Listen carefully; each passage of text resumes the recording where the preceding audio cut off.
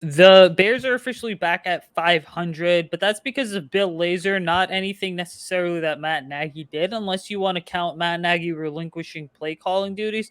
I certainly won't, and I'll get into it in just a moment here. But what's up, guys? Welcome into the Fireside Bears YouTube channel. Max Smith and Usayd Koshal here. We are two of the most unfiltered Chicago Bears analysts out there. So we're here to tell you how it is. You can follow us on Twitter, YouTube, Facebook, TikTok, and Instagram at Fireside Bears. Follow myself and Max on Twitter at Max Smith ESM and at Usayd Koshal.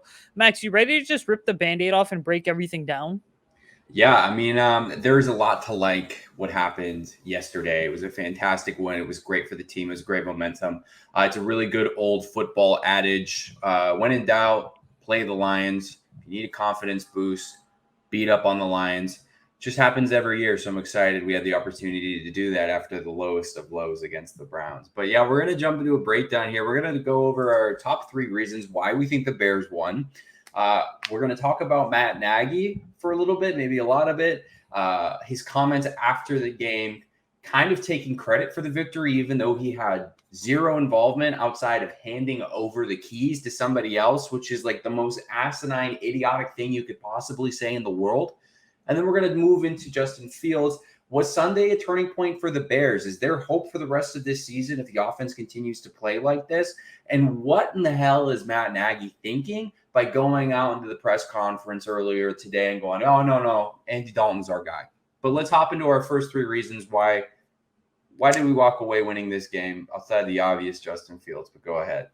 Okay, so let's talk personnel packages first, and let's start with the very first play of the game. So, if you remember last week, we were on here and we were talking about how, hey, you need to cater your game plan to the pieces you have around you, as well on the offense, obviously, and then good personnel packages. And with a weak offensive line or a shaky offensive line like the Bears have, what do you need to do? You need to go ahead, you need to run more 12 and 13 personnel sets. If you don't know what that is, 12 personnel is 1 running back, 2 tight ends. The Bears have a really good running back in David Montgomery, and they have 2 good blocking tight ends in Jimmy Graham and Cole Kmet. 13 personnel is just 1 running back, David Montgomery, and 3 tight ends in Jimmy Graham, Cole Kmet, as well as Jesse James or JP Holtz. All right, not Jesper Horsted, who's been inactive again and should never even be on this roster. But the only reason he is because the Bears love bottom of the barrel preseason stars. But getting back to it here, the personnel packages, first play of the game, Lazor trots out 13 personnel. Boom. Bears start off quick. They get a big run with David Montgomery. That's the biggest reason. Number one, they finally decided, hey, let's call a game plan that is going to, 1, protect Justin Fields, but then 2, give him an opportunity to make plays. In essence, we are going to make the quarterback the biggest playmaker out there, and we're going to use his skill set, his arm talent, his mobility, and we're going to make this Detroit defense guess on every single play. That's one of the biggest reasons the Bears won on Sunday, but break it down or hit me with reason number 2, man. Yeah, my second most important reason is just David Montgomery. Bill Lazor, again, right? What did we see last year when Lazor was calling the plays?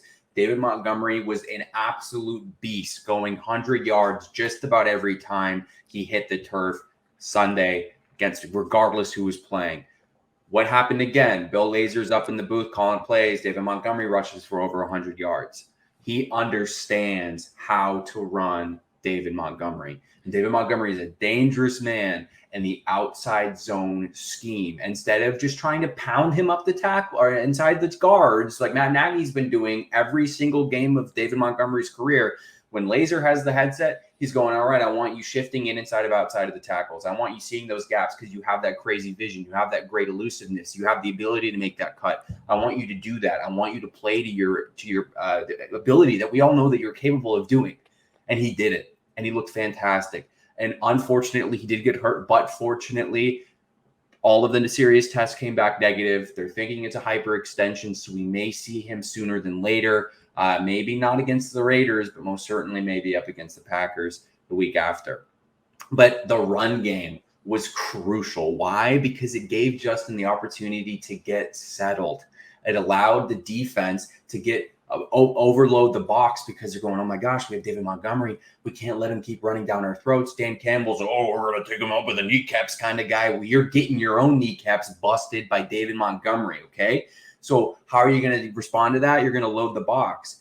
Perfect. Easy pickings for Justin Fields. Quick little play action. Let me just toss it over.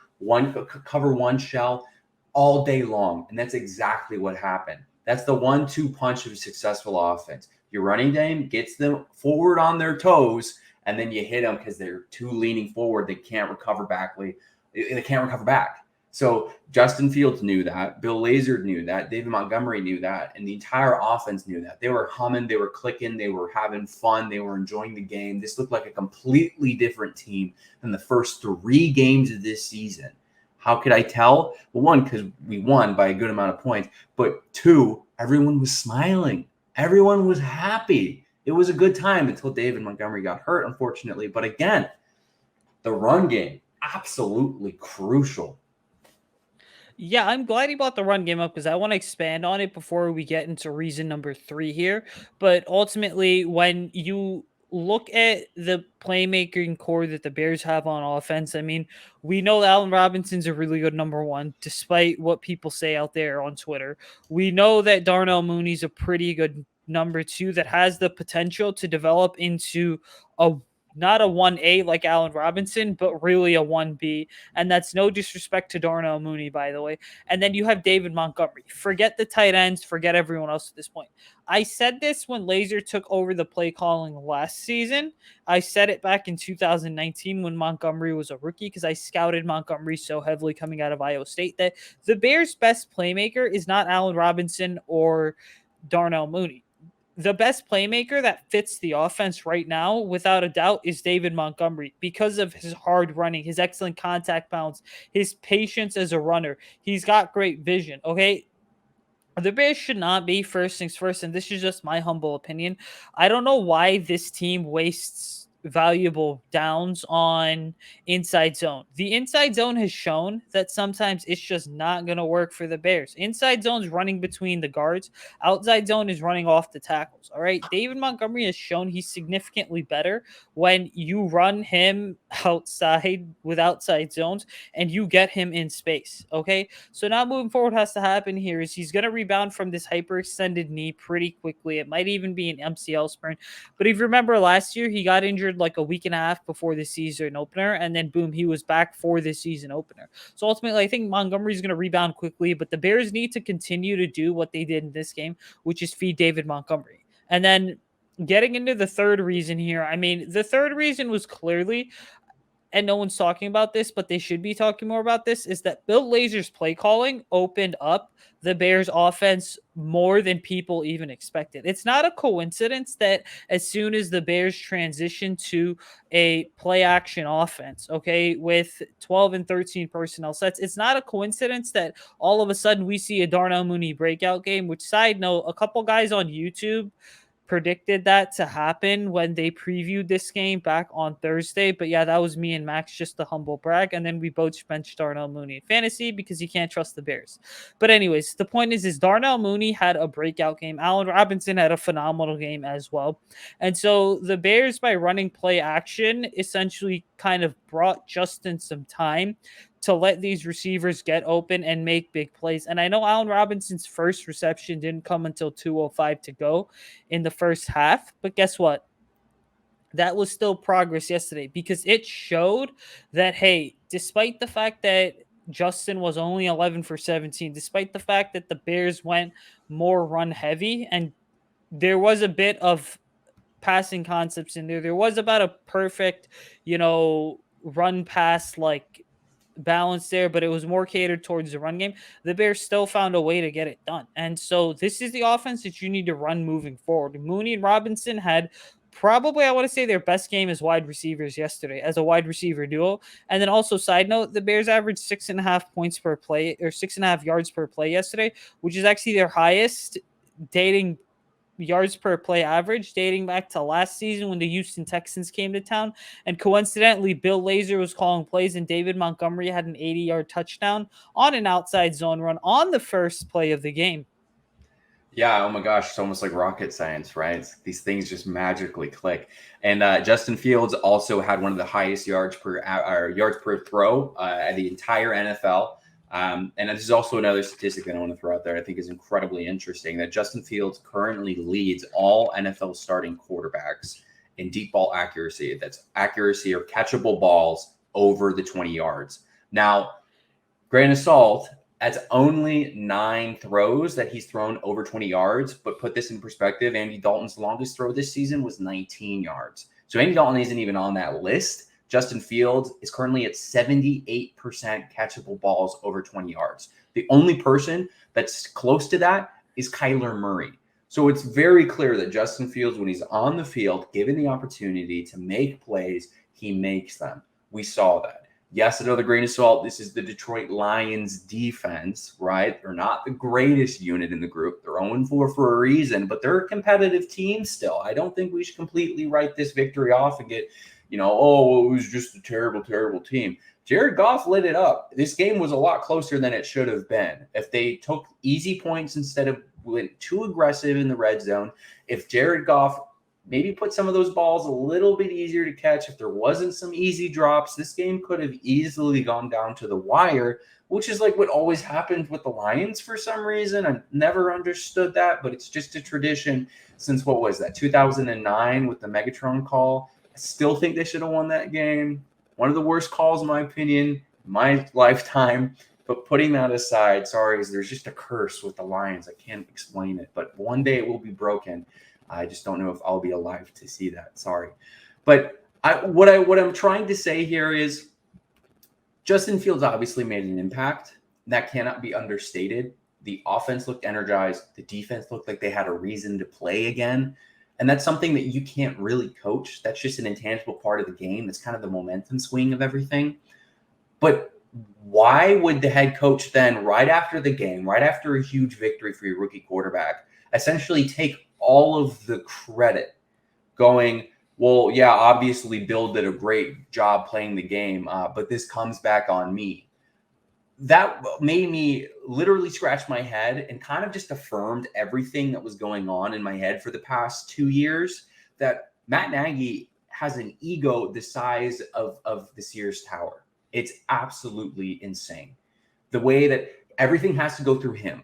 He obviously looked uncomfortable that he wasn't calling plays, even though it looked like he was at certain times. It looked like Justin was confused. He was looking over the sideline. He didn't know who to take directions from. I'm not going to write off and say this game was perfect, because there were a lot of miscues, especially on the defensive side of the ball. Justin made some rookie mistakes again, but he looks like he's learning. He looks like he's getting better. But those are things that can be coached, right? But the question now is, who's going to be the coach to coach that out of Justin? Who is that moving forward? If obviously John DeFilippo, a quarterback coach, but is that going to be Bill Lazor? Is he going to take a more kind of direct approach with Justin and say, this is my guy, I'm going to kind of shield him from Matt? Or is that Matt going to be iron fisting it like he's Joseph Stalin, going back to his everything has to go through me? I really don't know what's going to happen here. What do you think?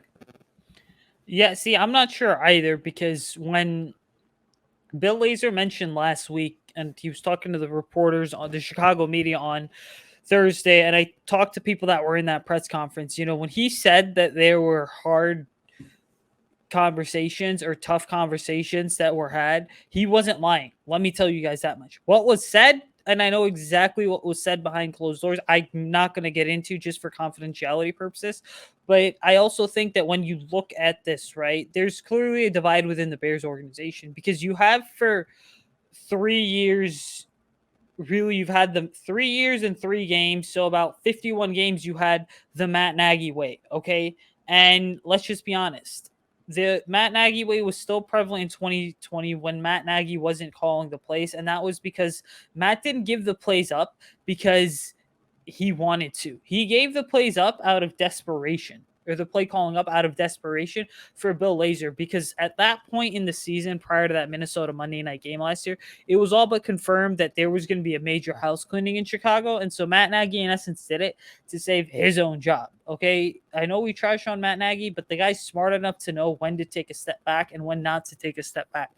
But I don't think that Matt Nagy's going to kind of continue to do what he's doing in terms of, not necessarily taking a step back. I think that, yeah, Bill Lazor is going to remain the play caller simply because the way that the Bears see it is, hey, look, we went ahead and, we allowed for, or look at the performance we just put on tape. Now, with that said, that's scenario A. Scenario B is this: is Matt Nagy's also going to say, "Hey, guess what? We won. Cool. Give me my play call sheet back." I thought what was interesting yesterday was that there were a couple TV shots that showed Matt Nagy didn't have a play calling sheet in hand. He did at times in the game, but he didn't at other times. But then Bill Lazor was the guy calling plays, like Nagy confirmed from the booth upstairs. And then number 3, John DeFilippo, the quarterback's coach, also had a play call sheet in hand. So that's really significant. So this whole play calling thing here, it could just be a combination of Bill Lazor making the final decision, but John DeFilippo having some input, because who's the guy that's on the sideline sitting next to Justin Fields after every single drive with the iPad? It's not Bill Lazor. It's John DeFilippo. Okay. Yeah, I want to jump in there. No, that's completely right, and that completely slipped my mind. Is there was clearly one shot. It was on the defensive side of the ball. They were ready. The Lions were about to punt. It was a great stop. The defense had a great performance. At least stopping the run pass. We can talk about that later, but we probably won't today. There'll be another video on that. John DeFilippo was with Justin right at the white, right on the sideline, and was going over a play with him. And Justin was looking at John, asking him questions. Like, there was a very, very, very brief glimpse, but Justin was doing hand routes on his hand, talking to John DeFilippo while he was holding the sheet, going, here's this, here's this. We ran this play. You did this a little bit wrong. And obviously maybe there was a conversation like, hey, we're going to run this play. We want to see what it looks like. And he goes, okay, is it a post? Is it a corner? He's doing a little hand maneuver, just making sure that he had that confirmation. We didn't see that at all against Cleveland. Maybe it was there and the cameras weren't there. Obviously there's that disconnect, but we didn't see that at all. That's what you want to see. You want to see a team. You want to see an offensive set around your quarterback. You want to see the brightest offensive minds in your organization around your quarterback, talking to them, going, here's what you did right in that last play. Here's what you did wrong. Did you see this? Is this something you think we could do? What do you think? What's going on in this next play? What are you seeing? And Justin was making some pre-snap reads and pre-snap motions that we didn't see against Cleveland. That may be because he's talking to John DeFilippo, who isn't an idiot by any sense of the word. He's a very bright mind in football. He stayed in the NFL this long for a very good reason. He's been a quarterback rookie guru. He's built the careers of Gardner Minshew. He's helped out many, many, many quarterbacks, and that all magically do terrible the year after he leaves, by the way. So hopefully John stays for another year. But that's an incredibly important point. And then I just want to talk about Matt Nagy one more second. It's a shame that he wants to go back to calling plays, because that's how he's going to lose his job quicker. He's going to stay in the league longer. He's going to stay in this organization longer if he doesn't call plays. Because let me put this out here. This was the most wonderfully best time managed game Matt Nagy has ever called. I'm going to just put it out there and say that. I have not seen Matt Nagy use his timeouts that smartly before. Take penalties, knowing that it's not going to mean anything because you're bleeding time off the clock. His ability to actually be the game manager compared to a terrible offensive coordinator showed colors. It was apparent. He was in refs' faces. He was screaming. He was talking to the players. He was doing a head coaching job instead of staring at his little Waffle House menu telling him to be you. This is incredibly important for Matt Nagy. And honestly, if he continues to perform as a head coach like this, I don't have a problem with him saying in Chicago. I don't. I have a problem with him saying in Chicago if he continues to call plays. But this was the best game management I've seen from him, like, ever. I'm sorry if I'm ranting, but wow. Yeah, you're 100% right. And I want to add this on. I know that in football all the time, the term game manager gets thrown around and gets associated with quarterbacks. Okay. Like in this system that Matt Nagy was trying to run, Alex Smith was a game manager, is all that he was. Andy Dalton was a game manager. And then there's other guys that are not game managers, like a Russell Wilson or a Patrick Mahomes. Okay. But I want to throw this out there. Matt Nagy, in terms of a head coach, at best, is a game manager, is what he is. Okay. He's proven that he is just not an effective play caller. So if you go back and you look at the last 3 seasons, okay, 16 times 3 is 48. The Bears have had 2 playoff games, so that's 50 games right there. And then they just completed, we're 4 games into the 2021 season. That's a total of 54 games right there. So in 54 games, well, 53 games really, Matt Nagy had proven time and time again that he just was not a good play caller. And yes, I'm counting that 5 or 6 game stretch last season where Bill Lazor was calling plays. Okay, because Matt Nagy just was not even at his best then because the Bears were in the middle of a 6 game losing streak. But the point is that Matt Nagy is nothing more than a game manager at this point, is all he is. And that's totally fine because you can be a really good game manager. You can be really good situationally, and you can keep the locker room intact. Regarding possibly going back to Andy Dalton, like Matt Nagy mentioned in his Monday morning presser today, let me say this. You saw the way that Justin Fields played yesterday, and I've been saying the same thing over the last couple of weeks, and I'm going to say it again because yesterday was the final nail in the coffin, or should be the final nail in the coffin for the Andy Dalton era in Chicago. You saw the way Justin Fields played yesterday. There is no way, if you're Matt Nagy, you're walking into the team meeting room on a Tuesday morning or a Wednesday or a Thursday, whatever the case may be, and you're getting ready to break down film of the Raiders, and you are legitimately naming Andy Dalton the starting quarterback. There's absolutely zero way you should be doing that because that itself there is a fireable offense. You finally started to do something that's in Justin Fields' best interest. You relinquish play calling. The new play caller called a system and called a scheme that benefited Justin Fields. That saw lots of signs of growth. The one play where Justin Fields had all to the ball too long, he said after the game, Justin's like, look, next time I'll just check it down to the flat quicker. That's going to be the end of it. That's what really has to happen. So Matt Nagy, look, you're a player's coach. Yeah. You're a phenomenal game manager. Absolutely. That's all you really need to be at this point. Everything else is going to work itself out. And why? Because you have 2 really good coordinators in Sean Desai and Bill Lazor that know what they're doing. Yeah. There's absolutely zero reason to go back to Andy Dalton. And it's unfortunate that this is how it happened. It's funny how everyone's been saying week 4. Well, they got their week 4. They had Justin Fields show out. Unfortunately, he didn't get in the touchdown column. Trey Lance was able to actually throw 2 touchdowns yesterday. It was kind of weird seeing him out there. Kyle Shanahan's trying to put more trust in him. But our guy is still yet to put a passing touchdown in the books. Very soon, hopefully. But I'm gonna play kind of devil's advocate here. I can understand why there's an argument for Andy to start. I really do. The Raiders are absolutely hot right now.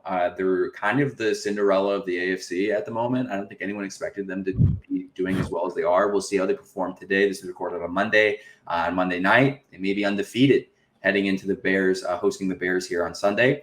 There's a quicker turnaround, fortunately for us. That doesn't always mean any advantage. But I get it. They're an incredibly good team. You might want to throw Andy out there just because he might be more familiar with reading this defense. He might be more familiar with certain schemes. But the counter to that is, look, Andy started 3 games. He started 2 games. Justin's now started 2 games. In the 2 games that Justin started, he's put up more points than the 2 games that Andy started. And by every metric possible, he's looked better outside of Cleveland. Which was, we could just write that off at this point. I think it's important that we do. Just a little bit biased there. But I can't, outside of that argument, which doesn't even really have that much merit, there's no logical assessment for a head coach in the NFL to look at their rookie stud quarterback, have kind of a welcoming party to the league, absolutely dominate. He's been on ESPN all day, and he will be on all day for the rest of this week. To go, I'm going to return to my grizzled veteran, who, by the way, still may not be 100% healthy, and with a pocket that looked good, but against this Raiders defense may look terrible. So there's just so many questions up in the air that makes zero sense. But again, this also might be Matt Nagy kind of just saying, well, it's my show still. Like, I'm not going to let anyone else control my boat. But it also could be him feigning, right? Like, what in my back of my head, I want him to be, oh, this is a smoke screen. So the Raiders think that Andy is going to start, because Dan Campbell stated that he wasn't sure who was going to start. That might have caused issues for the Lions defense. They might have bought into the idea that Andy was going to start. They may have bought into Foles starting. That might be a smoke screen tactic that they're using. But odds are that's probably not what's happening, unfortunately. Yeah, by the way, the Lions left about, I want to say, 18 points out there. I mean, they were inside the Bears 10 on 3 separate occasions in the first half, but just really failed to capitalize. And that's been the entire story of this Detroit team for this season. I mean, have they battled hard? 110%. Absolutely. They came down from, I think, 21 against the 49ers in week 1, battled really hard in week 2 against the Packers, battled really hard in week 3 against the Ravens at home. So, hey, the Lions have something. And I know Bears fans, you guys are going to be like, oh, it's the same old Lions. Look, yesterday was a different Lions team that is still really a work in progress, but they're playing hard. And so that's why you have to continue watching out, because let's be honest about something. And I'm going to say this before we move on to whether or not Sunday was a turning point. Next year, as in the 2022 offseason, is critical for the NFC North, because the biggest domino in Aaron Rodgers is not going to be playing with the Packers anymore. The Vikings are so up in the air. They're so inconsistent. It seems like one week this team's ready to make the playoffs, the next week they're not. The Bears have got Justin Fields going for them and probably are still going to have the best defense in the division next season. And then you have the Lions. So there's a lot of opportunity to take and shake up the NFC North power rankings, not only 2021, but 2022 and beyond. But let's get into it, man. I mean, was Sunday really a turning point for the Bears? Yes or no, and why? I'm gonna take the conservative approach and say yes, offensively, no, defensively. The turning point on week 4 is a little early to say yes or no definitively. Offensively, obvious, this was the best that the balls moved this entire season so far. And again, we're only week 4, so it's still pretty early. But this is a right step in the right direction. And I think that's incredibly important for the momentum heading into the toughest part of our schedule by far. Raiders, Packers, Buccaneers, Steelers. We have a lot of big heavy hitters coming in, and that's something that we just need to carry momentum into this stretch. Defensively, like you just said, the defense didn't look great outside of a few flash plays, outside of a wildest interception I've ever seen in my life. They let Jared Goff kind of pick them apart, and that's just a reality when he wasn't on the ground. The defensive line looks fantastic. Secondary had some cool pass breakups, but outside of that, there's definitely a lack of talent in the secondary. So I'm going to say yes, but no, with a little asterisk there, that there's still a lot of games left. Ask me this question again. What was the turning point of the season when we're in week 9, which is, I guess, like the real halfway point of the season now, or is it week? Yeah, I guess. So ask me then, and then I'll probably have a different answer. Yeah, look, for me personally, I don't. Yes and no. Sunday was a turning point for the Bears. And was it a turning point on offense? Yeah, because you averaged about 6.5 yards per play. Okay. You showed that you could effectively call a game plan that was catered to Justin Fields' skill set. You showed that when your playmakers are playing at a high level and everything's working, your offense can effectively move the ball, which just further proves that talent was never the problem. It was more so just play calling, scheme, and execution, which falls on Matt Nagy. But no, it also wasn't a turning point, because I expected the defense to come out and do what the defense did. Okay. I knew the defense was going to have its way with the Lions, and the defense certainly did, outside of a couple of miscommunications in the secondary.